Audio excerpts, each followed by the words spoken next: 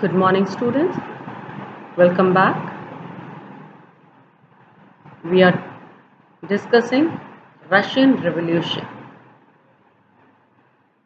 Now, up till now, we have studied what was the society structure and how did socialism come to Europe, who were in favor of socialism. Now, today, we'll be discussing about Russian Revolution. Russia में 1917 के अंदर अक्टूबर month के अंदर जो घटनाएं घटी थी उसने रशियन रिवॉल्यूशन का नाम ले लिया था और साथ ही साथ फरवरी के महीने में राजा का साम्राज्य खत्म होना और अक्टूबर वाली घटनाएं, ये दोनों ही घटनाएं रशियन रिवॉल्यूशन का मुख्य मुद्दा बन गई थी।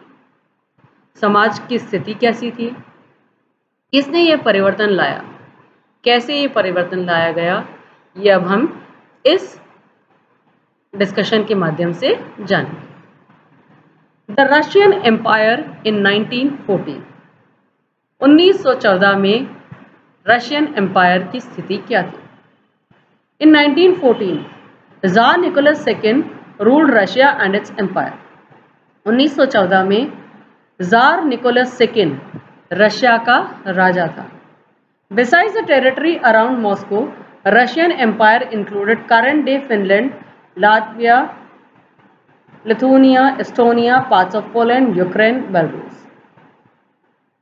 मॉस्को के अलावा रशियन जो एम्पायर था उसका हिस्सा Finland, Latvia, Lithuania, Estonia, Poland, Ukraine और बेलारूस, ये सभी आ रहे थे।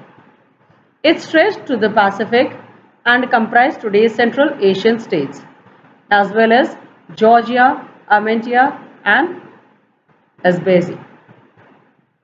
उस समय का जो रशियन हिस्सा था, एम्पायर का हिस्सा था, वो पैसिफिक तक फैला हुआ था और काफ़ी सारे जो सेंट्रल एशियन स्टेट्स हैं वो उसके अंदर जुड़े हुए थे।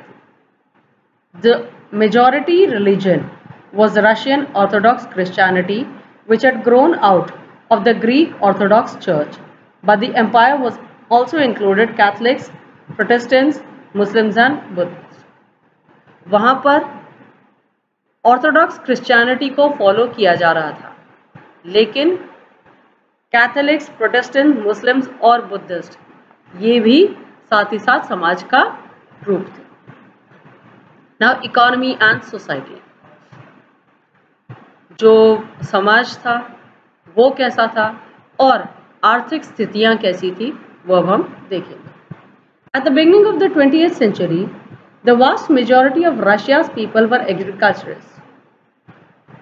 20th century के प्रारंभ के अंदर रशिया के जो मुख्य लोगों का जो मुख्य रोजगार का साधन था वो खेती था। About 85% of Russian Empire's population earned their living from agriculture.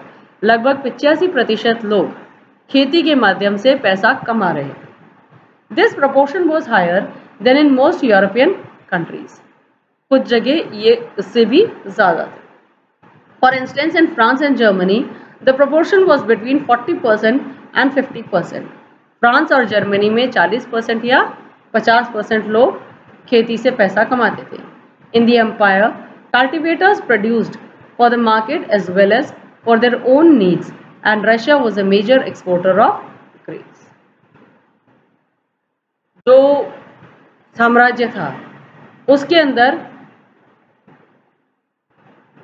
वो अपनी ज़रूरत और जो मार्केट है उसकी ज़रूरत के लिए काफ़ी कुछ उगा रहे थे और रशिया अनाज का एक मुख्य प्रोड्यूसर बन गया। Industry was found in pockets, बहुत सारे उद्योग विकसित होने शुरू हुए। Prominent industrial areas were Saint Petersburg and Moscow, Saint Petersburg और मॉस्को वहाँ के मुख्य औद्योगिक स्थल बने। Craftsmen undertook much of production but large factories existed alongside crafts workshop. बहुत सारे जो उद्योग थे उसके आसपास ही लोगों ने बसना अब शुरू कर लिया। Many factories were set up in 1890s when Russian railway network was extended and foreign investment in industry increased. 1890 तक बहुत सारे नए रोजगार शुरू हो चुके थे, नए उद्योग शुरू हो चुके थे, लेकिन जैसे ही रशिया की रेलवे का विस्तार होना शुरू हुआ वैसे ही रशिया के अंदर औद्योगिकरण बढ़ गया। Coal production doubled and iron and steel output quarter, जो कोयले का उत्पादन था वो दुगना हो गया और आयरन और स्टील का उत्पादन चौगुना हो गया। By the 90s in some areas factory workers and craftsmen were almost equal in number. 19वीं सेंचुरी तक सब जगह मजदूरों की संख्या बराबर सी होने लगी। Most industry was the private property of industrialist, बहुत सारी जो उद्योग थे वो अब भी प्राइवेट प्रॉपर्टी थे। Government supervise large factories to ensure minimum wages and limited hours of work, but factory inspectors could not prevent rules being broken. सरकार ने नियम लगा दिए कि जो कार्य करने का समय है उसे कम कर दिया जाए और साथ ही साथ मजदूरों की तनख्वाह बढ़ा दी जाए, लेकिन जो इंस्पेक्टर्स थे वो रूल को टूटने से रोक नहीं पा रहे थे। In craft units and small workshops, the working day was sometimes 15 hours compared with 10 to 12 hours in factories. सरकार ने जो 10 से 12 घंटे का समय रखा था वो कुछ जगह 15 घंटे भी लोगों को काम करना पड़ रहा था। Accommodation varied from rooms to dormitories. और जो रहने की जगह थी कहीं पर तो कमरे थे और कहीं पर सिर्फ डोरमेट्रीज थी। डोरमेट्रीज मतलब सकड़े सी जो बालकनीज थी उन्हीं में लोगों को रहना पड़ रहा। Workers were a divided social groups, some had strong links with the village from which they came, others had settled in societies permanently. Workers were divided by skills. A metal worker of St. Petersburg recalled, metal workers considered themselves aristocrats among other workers. Their occupation demanded more training and skill. Women made up 21% of the factory labor force by 1914, but they were paid less than men. Divisions among workers showed themselves in dresses and manners too. Some workers formed association to help members in times of unemployment or financial hardships, but such associations were few. अब जो मजदूर वहाँ काम कर रहे थे वो अलग अलग समूहों में बंटना शुरू हो गए। उनके काम करने का स्थल अलग था। जो सेंट पीटर्सबर्ग का एक मेटल वर्कर है, उस समय जो मजदूरों की स्थिति थी वो उनके कार्य और स्किल के आधार पर डिवाइडेड होती थी। तो सेंट पीटर्सबर्ग का एक मजदूर ये कहता है कि जो उस समय के मेटल वर्कर थे वो अपने आप को बहुत ज़्यादा सुपीरियर मानते थे, उनके पास में काफ़ी सारी सुविधाएं भी थी। अब औरतों को 31% औरतें मजदूरों ग्रुप का हिस्सा थी, लेकिन उन्हें अब भी मजदूरी या जो पैसा मिल रहा था वो आदमियों से बहुत ज़्यादा कम मिल रहा था। जो मजदूर थे उन लोगों में उनके पहनावे के हिसाब से भी परिवर्तन आना शुरू हुआ और साथ ही साथ उन्होंने एसोसिएशंस या समूह संगठन बनाने शुरू किए, जिनके माध्यम से जो अमीर मजदूर थे वो ज़रूरतमंदों को समय समय पर पैसा और मदद प्रदान कर रहे थे। Despite divisions, workers did unite to strike work when they disagreed with employers about dismissal or work conditions. These strikes took place frequently in the textile industries during 1896-97 and metal industry during 1902.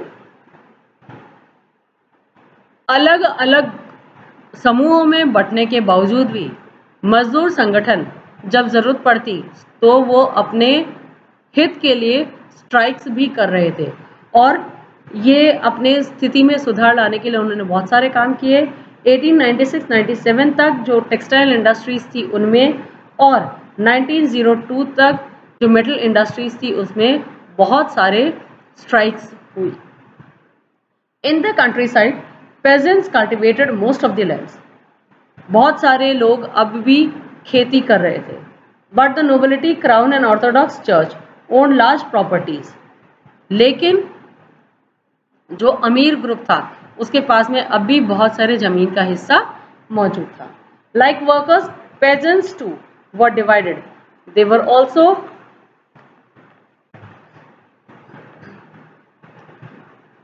deeply rebellious, but expect in a few cases they had no respect for the nobility.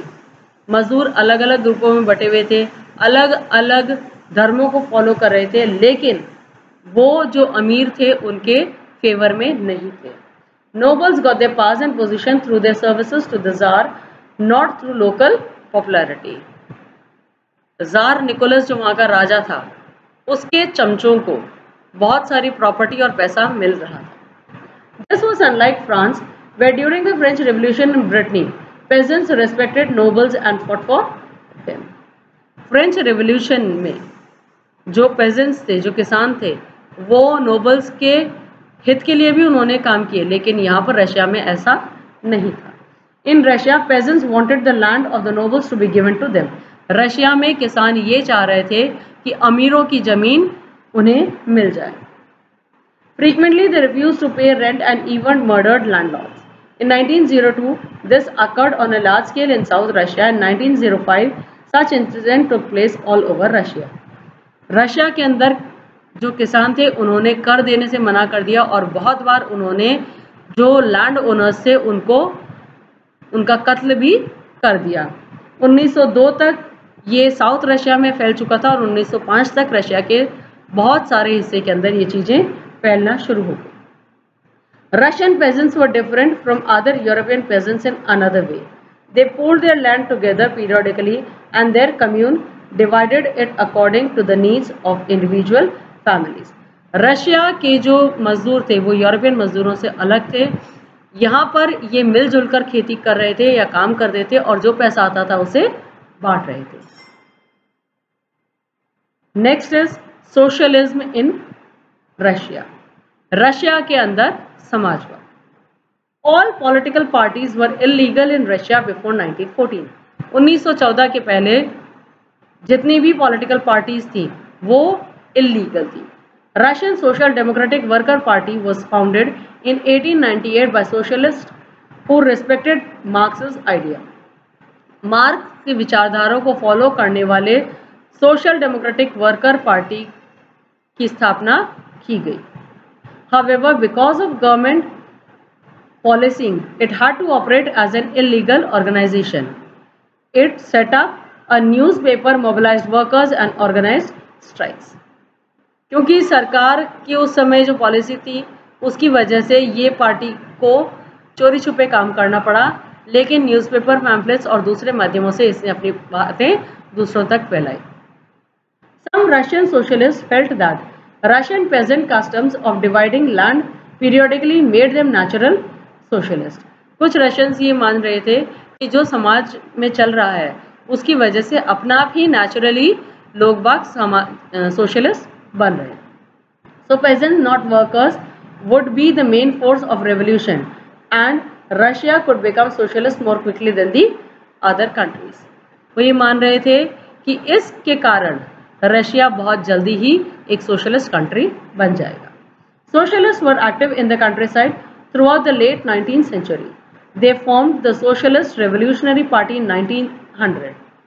This party struggled for peasants' rights and demanded the land belonging to nobles to be transferred to peasants. जो social revolutionary party 1900 में बनी थी उसने बहुत सारे काम किए और उसने ये कहा कि जितने भी जो ज़मीन है वो नोबल से छीन ली जाए और वो मजदूरों में बांट दी जाए. Social democrats disagreed with socialist revolutionaries about peasants. कुछ इसके विरोध में भी थे. Lenin felt that peasants were not one united group. Some were poor and others were rich. Some worked as labourers while others were capitalist who employed work. Lenin ये मानता था कि ये मजदूर जो किसान समूह है वो एक साथ नहीं है. कुछ अमीर हैं, कुछ गरीब हैं, कुछ अपना काम करते हैं और कुछ दूसरों के खेतों में जाकर काम करते हैं. Given this differentiation within them, they could not all be part of socialist movement. अपने ही अंदर इतने सारे अलग अलग होने की वजह से ये सब मिलकर काम नहीं कर सकते. The party was divided over the strategy of organization. Vladimir Lenin that thought that in a repressive society like Tsarist Russian, the party should be disciplined and should control the number and quality of its members. Other Mensheviks thought that the party should be open to all in Germany.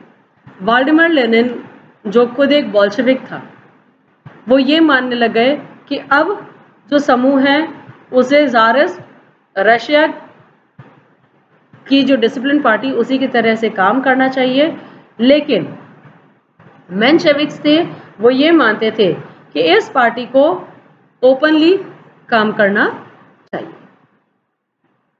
Now we have started with Russian Revolution. समाज के अंदर क्या हुआ, किस तरह से औद्योगिक के अंदर परिवर्तन आए.